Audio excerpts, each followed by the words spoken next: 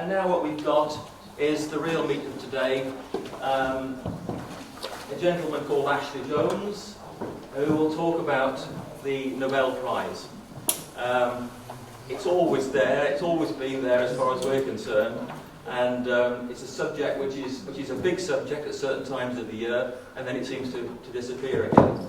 But it's so essential that we know what's involved, what's behind it, the history of it, and how it operates. And we've got somebody here who has got a brilliant knowledge of the topic. Ashley has he's done his time in the military, he's done his time in the police, and now he's reduced to coming and talking to us. No, it's an absolutely fascinating topic, and a person who has actually made it his life's work to understand it and to spell it out to all of us. So, Ashley. Thank you very much. Thank you. Good morning, everyone. Swap your slides over. So, let's just ask, first of all, is there anybody in the room who actually has a Nobel Prize? Good, I can say anything I like. Right. So, there we go. Don't worry, there's no dancing. But there are a few videos, and that lets me know that there are some, the sun's working. So today I'm going to talk to you about the Nobel Prizes, but I'm going to break it down into a few sort of areas to help us understand the journey. As you can imagine, it's named after a person, so Alfred Nobel is what it's all about. We're going to learn about his life, fascinating that it is. We're going to listen or talk about the prize, because it's probably more than you think that you get if you win this prize. But it's all about the laureates, which is the fancy name they give to winners of the Nobel Prize.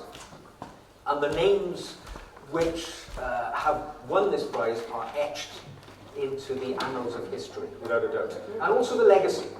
What has the Nobel Prize bequeathed the world in its... Because it is, even to this day, considered to be the most prestigious award which can be received by anybody. And some people get a little covetous over that, as we've probably heard, for this year's prize. But we'll talk about that as well. So, where's the big man? There he is, Alfred Nobel. Interesting fellow. Those were his the dates of birth and death. And he was born in Stockholm in Sweden. Beautiful place if you've never been there. Wonderful city. He was born to a family where there were 8 children, although only 4 boys survived to adulthood back in that period. As you can see, he was born in 1833. And this is his house. Actually, I have a picture of his house. Now, it doesn't look particularly salubrious, but actually, his family weren't poor, shall we say. His father, Emmanuel Nobel, was something of a polymath. He was skilled at many different subjects and topics. He was an architect, he was a scientist, he was an inventor. In fact, he invented, I'm looking around, see if there's any of it here, he invented modern day plywood. So he was the creator of that, amongst a number of other things. You know, he was pretty much on the go all the time. But he earned his money through armaments, hence the image there of the Crimean War, in fact, and he owned a factory which built weapons and armaments. And in fact, he moved the family to St. Petersburg in Russia to take advantage of the Crimean War, which is, of course, the war which took place between the Empire of Russia and the British Empire. Part 2 coming soon. And it was, we won that one, Mike, but he did quite well, moved the whole family over there. And one of the downsides, unfortunately, to pinning your fortunes on war is when it ends, things tend to go belly up. And that's exactly what happened. After the Crimean War, he fell on hard times, and the family actually moved back to Stockholm in impoverished circumstances. 2 of the older brothers stayed behind in St. Petersburg and forged a life in that part of the world. But Alfred and his younger brother Emil came back with mum and dad to Stockholm. Now, Alfred, something of a precocious little chap that he was, only ever went to school for 18 months during his entire life. But he's largely considered to have been a genius. Spoke 8 languages fluently, and was very much his father's protege. In fact, the reason he didn't go to school is not because he didn't choose to, it's because he learned from his father, or they had governors or governesses in, but really and truly, I think his intellect was extremely advanced. Some have said that if he lived today, he would likely be diagnosed with something like ADHD or on the spectrum of autism, because he wasn't very good with people, he never married, he never had any children, he was super focused at the activities which he took place in. And of course, he has become synonymous with a certain explosive substance. There we go, dynamite. But how that came to be is an interesting story. Now, as I say, multilingual. So he had the advantage of being able to travel for his education, because on the upswing of the finances for the family, when there were a war on, there was plenty of money. So he actually went over to Paris in 1850 to study, and this is a key part of his life journey, to study under the Italian physicist Sobrero. Sobrero, 3 years prior to Nobel's arrival, had discovered the chemical formula for nitroglycerin. Now, nitroglycerin is a big part of the story. Sobrero himself realized that nitroglycerin was really explosive, yes, but incredibly volatile. And it was something which he personally didn't believe could be tamed in a way that it could be made use of for commercial purposes. And Nobel worked under him, or served under him, as a student for many years. Now, the reason nitroglycerin is so important is because, as you imagine, the period of the world that we're talking about is when there is a lot of great civil engineering taking place around the world. You imagine railroads are being forged around the world, and they have to go either over or around mountains, or preferably through them. So explosives become very, very vital in the world of engineering, let alone the world of armaments, which is also hand in glove with all this. Nitroglycerin is a kind of waxy fluid, an oily fluid really, and it's very, very volatile. So if you apply heat to it, it will explode. If you apply pressure to it, so you hit it with something, it will explode. If you apply a naked flame to it, it will explode. If you look at it funny in the pub, it will explode. Right. So this is what it's done for. It's much more explosive than anything we have, but we can't control it. Up to this point, we're using black powder. Now, black powder contains a number of organic substances, so no two batches are exactly the same. That's the problem for engineering purposes. Because, you know, if you want to put an ounce of the stuff to blow a mountain up, and one batch goes up with a big bang, and one batch of the same weight goes up with a small bang, it's not ideal for you. Nitroglycerin seems to be the answer to this problem, but it keeps blowing up every time you try to use it. There we go. So, even though this is a Hollywood depiction of the power of nitroglycerin, actually, I think it'll put the image in your mind of just what this stuff is all about.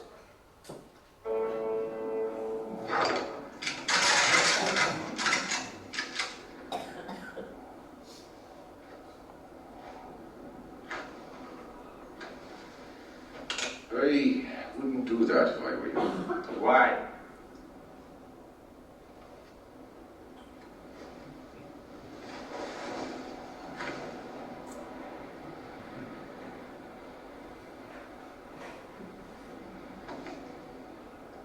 You pull that trigger and shoot me, I'd fall.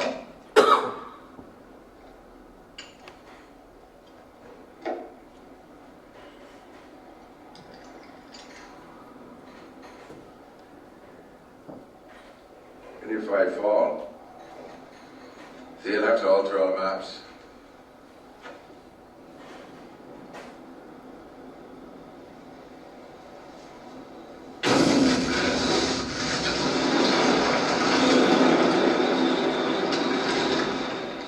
There we go.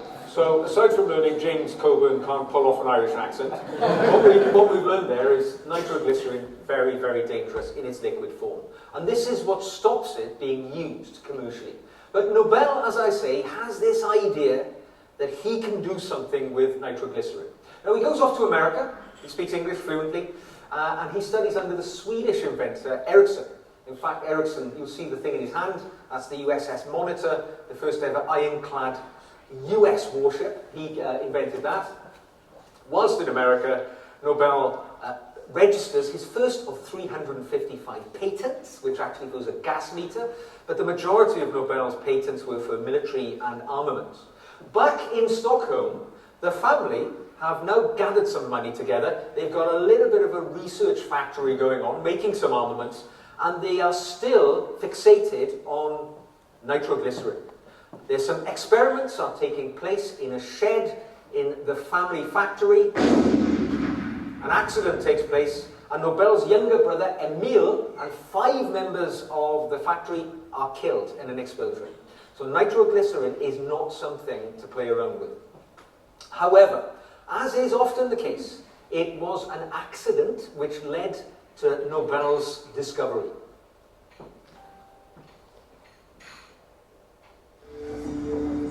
It's 1866, and in a remote laboratory in Germany, Alfred Nobel is on a personal crusade to make nitroglycerin safer. The deadly explosive has already killed his brother. Now, according to legend, another near disaster sets him on the path to his greatest discovery. A beaker of nitroglycerin is knocked to the floor.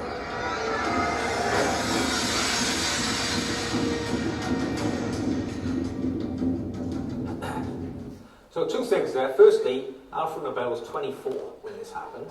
And another little tip for anybody who's an aspiring scientist, if you're keeping half a pint of the world's most explosive substance on the desk, it's probably to be careful around it. But the truth is, that's exactly what happened. He knocked some of this nitroglycerin, and what happened was the workshop was covered by the earth from the part of Germany in which he was working. This wasn't a clinically clean laboratory, and that earth was rather inert, a bit like Fuller's earth, if you've ever heard. It's an inert substance. It absorbed the nitroglycerin, and it stopped an explosion. And this was his brainwave. He thought, if I can impregnate an inert substance, like Fuller's earth, with nitroglycerin, it will allow me to contain it and allow consistent amounts of it to be used in future commercial purposes. And that's exactly what he did. And in that moment, dynamite was created. And Nobel, from that point on, registered it. In fact, there were a few other versions of dynamite called ballistrite and gelignite. And these became the industry standard for engineering and also many military applications as well. This battleship you can see there is the only battleship ever made in Sweden, and the guns on that ship were founded in a Nobel factory. He made mines which were used for shipping, and in fact, if you've ever painted your house with Dulux paint, Dulux is owned by the Akzo Nobel company. So even to this very day, the Nobel name lives on. But it was dynamite which made him the richest man in the world. And he went on, I think he owned at its point 90 factories, the majority of which were involved in the creation of armaments. So he was very much an armaments king. So, a few years later, his older brother, Ludwig Nobel, who'd stayed behind in St. Petersburg, and actually done quite well. He got into oil, and he became quite wealthy. He was on holiday in Cannes, in the south of France, and had a heart attack and dropped dead in his hotel. Now, of course, the world is not then like it is today, where we get instant, accurate news. And news went round. Nobel is dead. He's died of a heart attack. And of course, Alfred Nobel was very famous. He was the Elon Musk of his era. I think they were very similar personalities, actually. And so, Alfred Nobel had this strange situation. He woke up the next morning to read his own obituary. And he didn't like what it said. Because after his death, the newspaper said, you know, the merchant of death is dead. The man who is credited with taking more life than any other human being through his introduction to the world of explosives and armaments has finally left this earth. Nobel was horrified because he realized he'd never married. He had no children.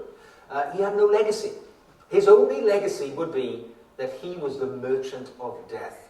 And there and then he decided to change the narrative. He still had a few years left ahead of him, but he decided to change the narrative. And he was living in Paris at the time, and he went to Paris, and he went to his club, and he wrote up And this is his actual handwriting on that document there. He wrote what would be the framework for the Nobel Prizes in intricate, exacting detail. You can even see he's written in the margins of his original notes. Very, very fine detail in 1895. And the other thing that he did, he bequeathed 95% of his fortune so that the Nobel Prizes would be able to be run in perpetuity. Today, there is more money in the Nobel Prize now than there was then, because they've been very astute with the way that they've invested it. So, truly, the Nobel Prizes could run forever financially. The prize itself is given in 6 different categories, or 4 different categories. Literature, medicine, physics, chemistry, peace, and in 1968, the only time they've ever stepped outside Nobel's regulations, they created the economics prize. Many people consider it not to be a true Nobel Prize because he didn't stipulate that, but to try and remain relevant in the modern era, they introduced a new one. It's largely been considered a failure, and they've said they'll never ever do anything like that again, but it is classed as a Nobel Prize. And each one specific and unique. The selection process basically goes along the lines of everybody who's ever been a Nobel Prize winner before is allowed to nominate. Ministers of state, academics, people who are experts in their various fields are written to and said every year and asked if there's anybody they think they could nominate. Those nominations go before a committee. Committees are in different locations. Bizarrely, Nobel insisted that the Peace Prize is kept separate from the main prizes and is hosted and actually governed in Norway. He could speak Norwegian, he was a fluent Norwegian speaker as well.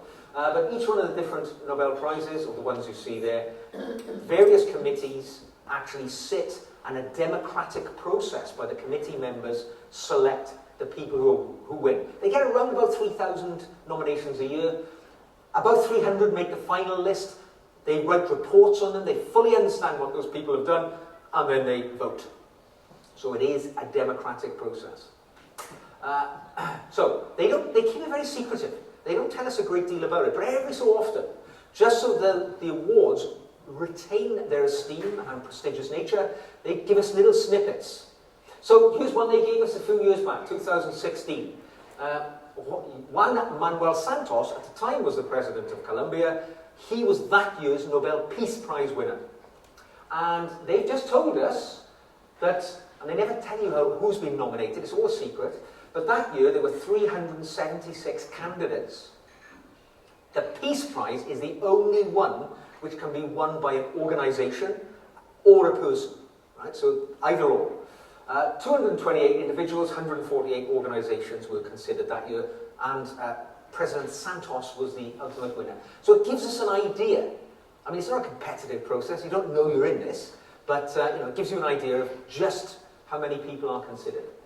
Now, you know about the little medal, don't you? Everybody gets a little medal, there it is. But there are other things which you win as well. But the medal is kind of what it's all about.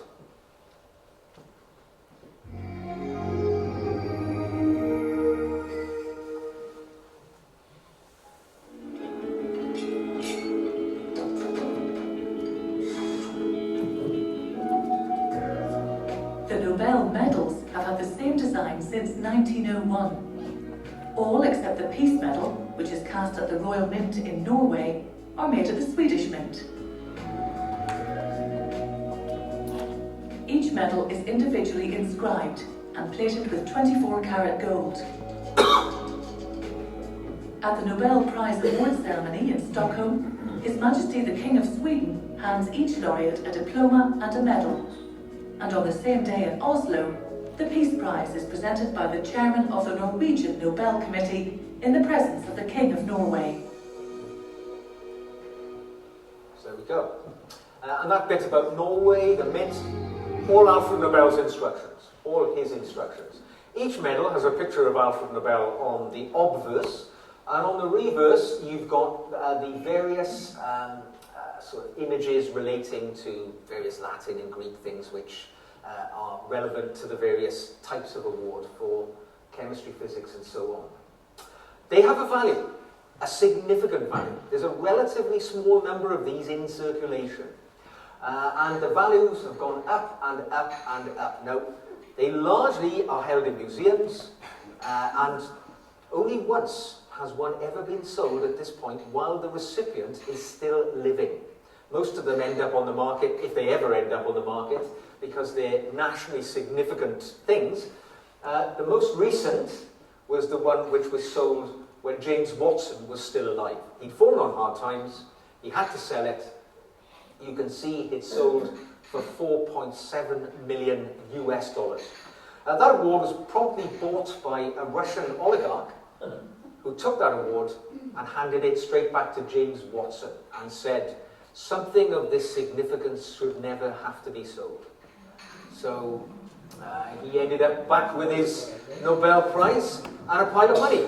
Now, if any of you would like to see a Nobel Prize, I'm delighted to say that I have one here, if you'd like to come and have a look at it later. I should tell you that this one is actually made of chocolate. And my young son won this at the Nobel Museum in Stockholm. But it gives you an idea, that's all I can say. And you're welcome to look at that, but no nibbling. It's about 10 years old now, so. So, as well as your medal, and often overlooked when they talk about the Nobel Prize, you actually win a diploma. And the thing about the diploma, there's President Obama, but there's his diploma.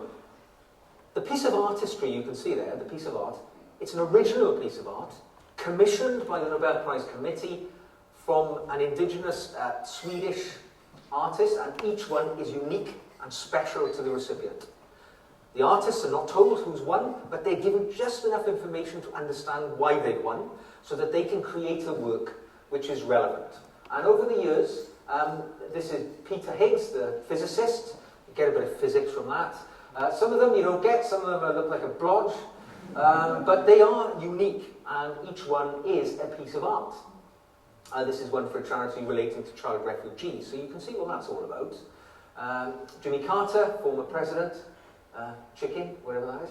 And, you know, there's, you know, particularly with the literary works, obviously there's a body of work they can draw information from. Doris Lessing, of course, British, Harold Pinter, and so on. They also win a cash prize.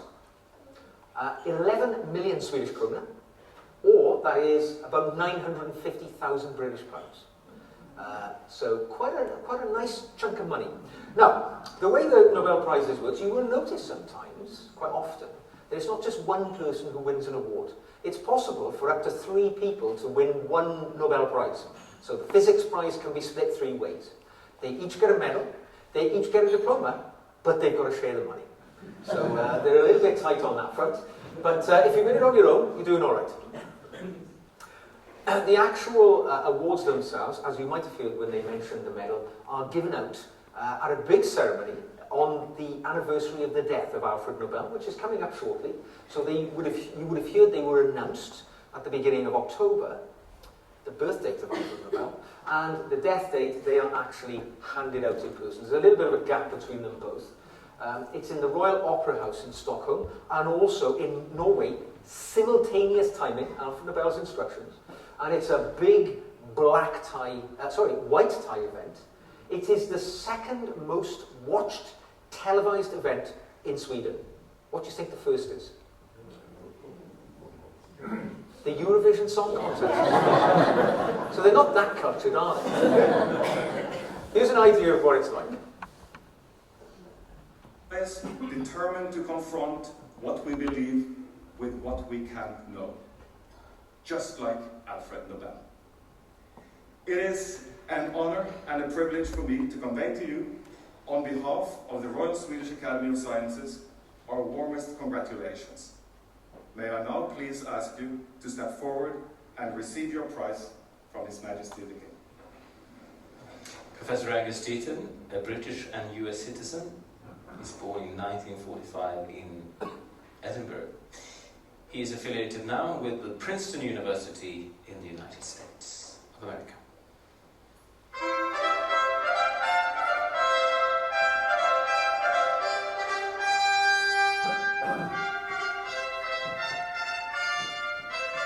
And the speech we just heard was by Professor Tore Ellingsen, the chairman of the Committee for the Prize in Economic Sciences in memory of Alfred Nobel. So there we go. It's a big event, and it's followed by a big banquet afterwards as well. where heads of state, ministers of state, academics, former laureates, they all get together. This is a huge event in Sweden. Sweden considers this a relatively small, it's obviously a country of only about 5 million people. They consider this to be, you know, their greatest cultural gift to the world. And they love the Nobel Prizes being associated with Sweden. The dresses the ladies wear to the events, the menus, they're covered in the newspapers, live on TV. It's a really big deal. So yeah, they love all that. Now, a lot of people ask me, because we're a competitive thing, aren't we, as human beings, who's won, or what country has won the most Nobel Prizes? It's really, really difficult to answer that question. And I'll tell you why. Because I had a stab at it about 6 years ago. But the truth of the matter is, the man you just saw receiving his Nobel Prize, Angus Deaton, now Sir Angus Deaton, born in the UK, in Edinburgh, also an American naturalized citizen. The work which he did, which resulted in his Nobel Prize, took place in America. What country do you credit with his Nobel Prize? So, whilst I had a go at it, and you can see where it lands, let's take that with a pinch of salt. So it does have a great deal of variety. What you see there, at that time, about 6, 7 years ago when I did this, it's the old world, which at that time was dominating the Nobel Prizes. And I used to keep track of these every year. So you'll notice there's a lot of Union flags on the screen there. And then you'll see, you know, maybe the next year there's a lot of United States flags on the screen there. But I've noticed in recent years, a lot of Americans wear, but it's trending away towards the emerging nations, the newer nations. In 24, we're at 6, 3, and 3, rest of the world, 3. This year, it was, oh sorry, just to keep you up to, so gender split, 11 men, 1 woman, so very much not split in the right way. This year, just gone, 4, 2, and 8. So you can see there's definitely a trend of the new world countries, places like Japan and Korea, which are very much investing in research and technology, who are starting to usurp the old world countries which used to have more financial capability. And this year, again, same sort of gender split. Long way to go on that front. Particularly with the ladies, very poor performances in science over the years. You can imagine peace and literature is kind of equal. Well, it's not equal at all, but you know, there's no reason why women can't win as many. But definitely poor sort of representation of females. Only one British woman has ever won a prize for a science-based Nobel Prize. And she was born in Cairo and took British citizenship at a later phase in her life. But one thing we can be proud of here in the UK is the University of Cambridge. A remarkable statistic. 10% of all Nobel Prizes ever won started their lives in Cambridge. Either the recipient studied there, did their research work there, or is affiliated with the university in some way. 1 in 10 Nobel Prizes can be credited to Cambridge University alone, which is remarkable. So good credit to them for that. So, the laureates. These are actually the stars of the show, to be honest, because the prize is an inert piece of gold, it's expensive, all the rest of it, but it's the actual laureates that the Nobel Prize is all about. And just some of the statistics you might be interested in. John Goodenough, British guy, no longer with us, but in 2019, he won the chemistry prize at the ripe old age of 97. Now, it's worth mentioning this because a lot of people will say, good grief, it took him a long time.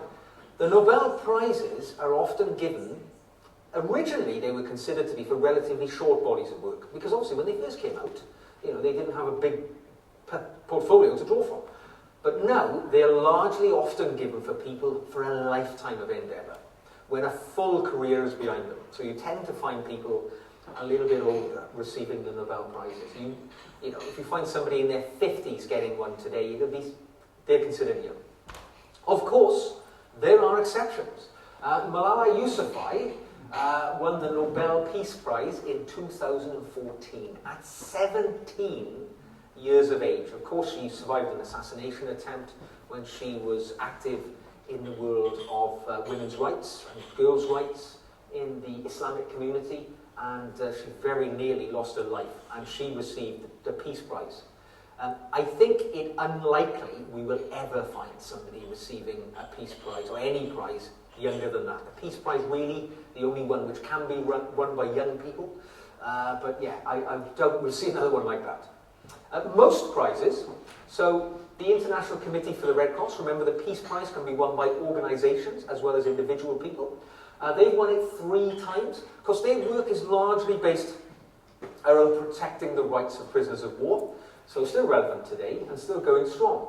They've won it 3 times, and I think they can also claim a result on Jean-Henri Douant, who founded the International Committee for the Red Cross, and he was the inaugural, first ever winner of the Nobel Peace Prize in 1901. If you remember, Nobel wrote them up in 1895, but the first ones they got up and running after they followed his instructions was 1901. So they've kind of won it 4 times, which is pretty good going.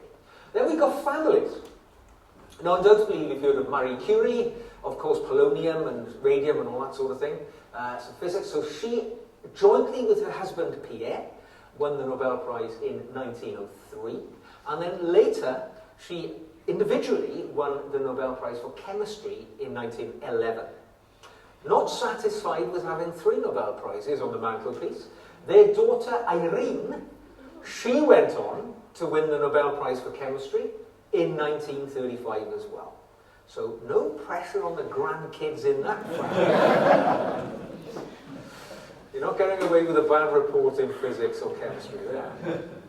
But of course, the work which Marie Claire did took her life in the end, so a worthy winner. Now, sometimes they get it wrong. Mohandas K. Gandhi, the Mahatma, was one of the world's most prominent peace campaigners, of course, seeking to get India separated from the British Empire. He was nominated on 5 separate occasions and never won the Nobel Prize. And that's because it is believed that the British Empire leaned on the Nobel Committee because we did not want to have the Mahatma winning the Nobel Prize when they were trying to separate from the world's global superpower who wanted to keep hold of India for obvious reasons. So they managed to get those decisions, well, they went in the favour they did. In 1948, the Mahatma was nominated again. However, he was assassinated. And before, you can't win a Nobel Prize posthumously. You must be alive to win the Nobel Prize. So what the Nobel Committee did that year, obviously India had already separated at this point, or in the process, what they did was, they didn't award a Nobel Peace Prize in 1948. They put out a press statement saying that there is no living person this year we feel merits the award of the Peace Prize. That is as close as you can get to getting a posthumous prize. But they've gone on record since and said this was the biggest error that they ever did, was never recognising Mohandas Gandhi for his work for peace. But that can't be overturned. Some people just don't want the most prestigious prize in the world. And of course it would be a Frenchman. But it's Jean-Paul Sartre. And of course he was awarded the Nobel Prize for Literature in '64 and said no. He didn't want to come and collect it. He felt he was too establishment, so he didn't receive his Nobel Prize. However, you can't decline it. His name is in the records as having won it. He just didn't come to the ceremony and pick up his award. And presumably, his check for $1 million either. But yeah, he is, even though he didn't want it, he's still on the list. Remarkably, in 1938, a Swedish member of parliament called Ernie Brandt felt that the Nobel Prize was being awarded too willy-nilly. They were being too liberal in the way they awarded it. So he thought to make a point, he would nominate the person in 1939 who was the least qualified to have the Nobel Peace Prize. Luckily, before his country was overthrown by Germany, and he nominated Adolf Hitler. Now, obviously he didn't win, but his name still appears in the list of nominees. So, remarkably, Adolf Hitler was nominated for the Peace Prize in '39, but it was a political stunt rather than a genuine nomination. And even to the more modern era, they still, keep us on our toes. Robert Alan Zimmerman, better known as Bob Dylan, He was the recipient of the Nobel Prize for Literature in 2016. Now, of course, he's never written any books, but he's written a lot of songs. And they have taken his songwriting to be literature. And controversial, but I think appropriately, he did receive the prize. However, Bob Dylan, bit of a counterculture character, didn't turn up to the ceremony. He sent an agent, a friend of his, along. Presumably he accepted the check. But yeah, so they still, as I say, the Nobel Prizes, they are a living entity. You know, even songwriters now considered. Who knows? Elton John, any of the great songwriters may still be honoured. There's still controversy, of course, because you know, it wouldn't escape anybody that a certain world leader towards the Nobel Prize announcement this year was making it very plain that he was desirous of such recognition, but it didn't happen.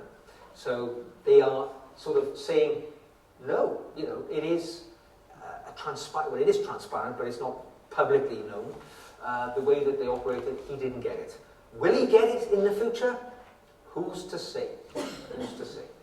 So, what's the legacy? What does the Nobel Prizes bequeath the world other than the stories I've told you? Well, I mean, this is a very good example. How the impact of the Nobel Prizes are known throughout the world. These stamps you can see here, I bought these on eBay. They cost about £4 a few years back.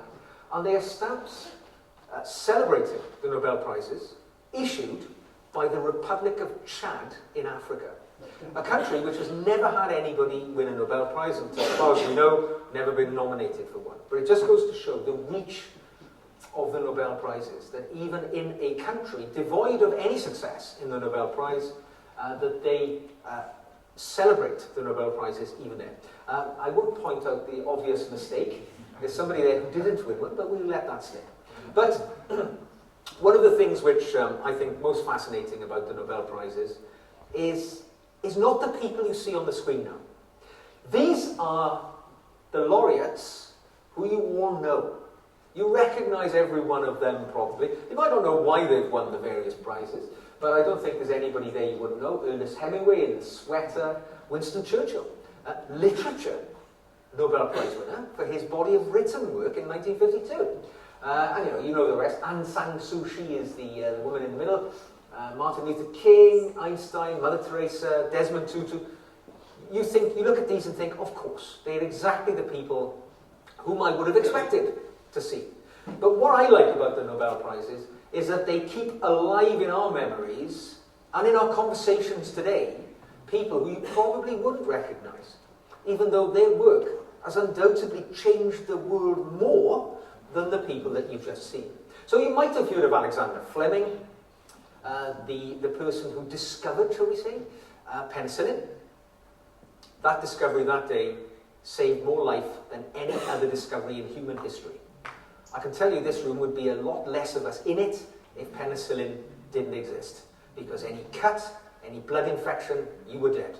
Up until that period, in the early 1900s. And Alexander Fleming actually won the inaugural, the first ever Nobel Prize for medicine. But, yes, he's probably the more famous of the ones I'm going to talk about now. But along the same lines is Karl Landsteiner, a German. No looks of recognition. Karl Landsteiner discovered blood grouping.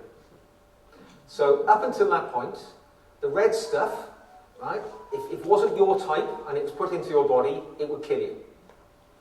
When he discovered that blood typing could take place, it enabled blood transfusions. And it allowed for the saving of untold human lives. Both my mother and my father have had blood transfusions. My mother had 2 pints of blood during my birth. And I might have gone through life without a mother if it were not for the possibility of blood transfusions. So, these are the names that we haven't really heard of, but have changed the world.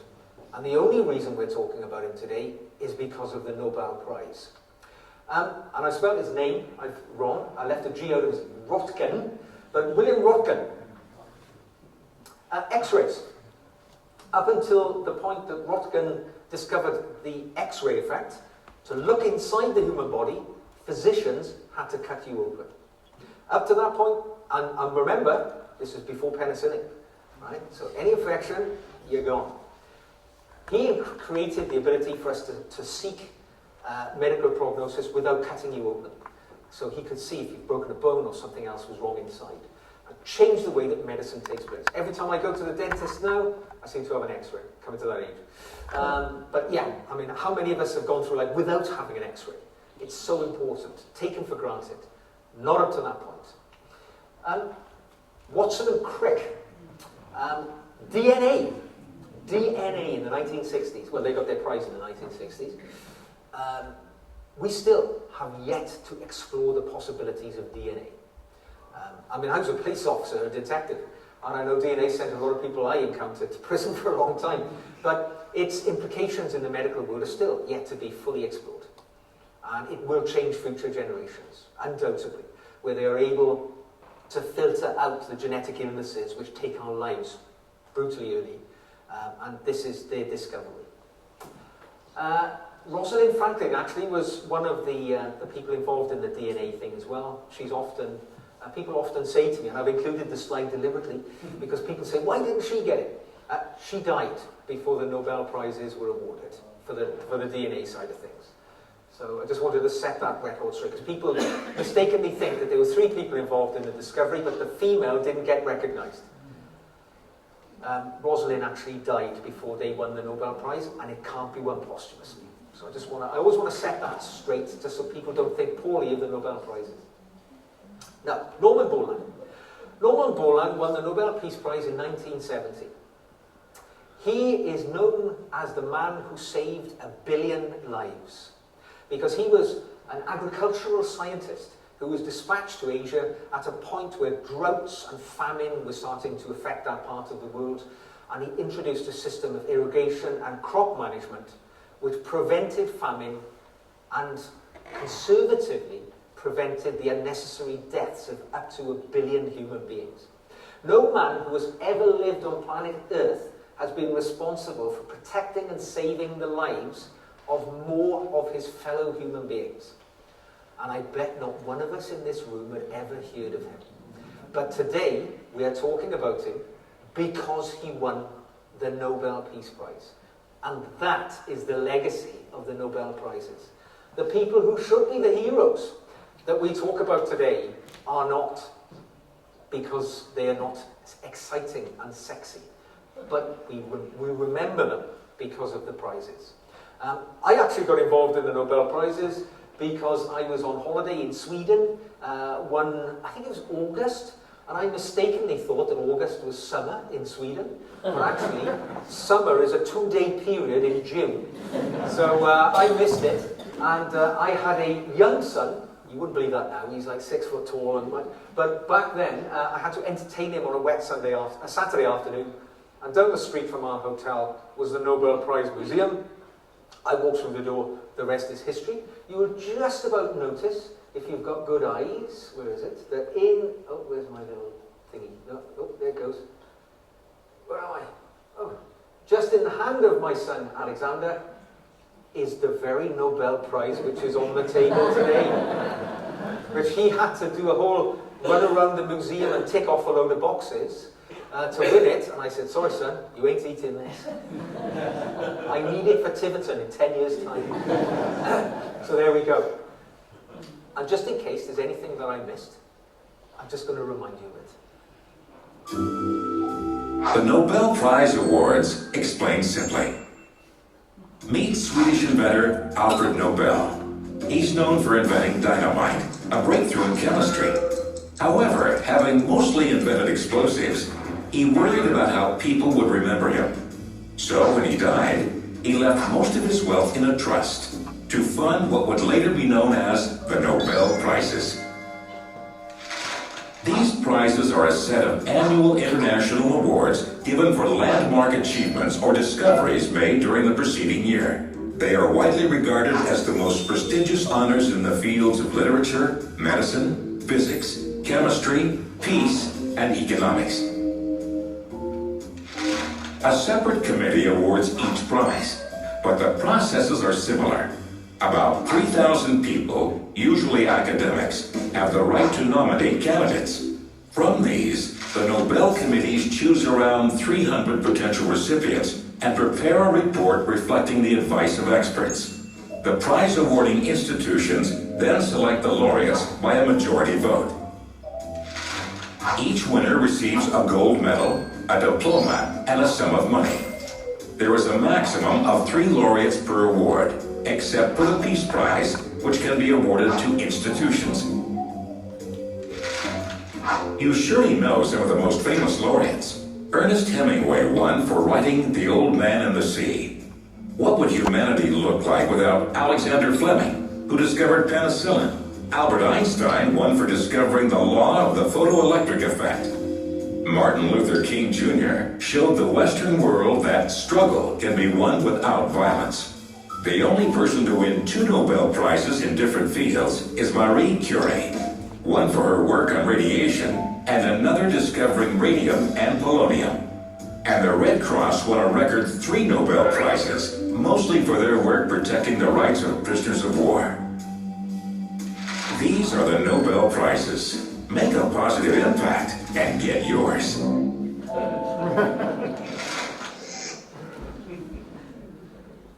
Thank you.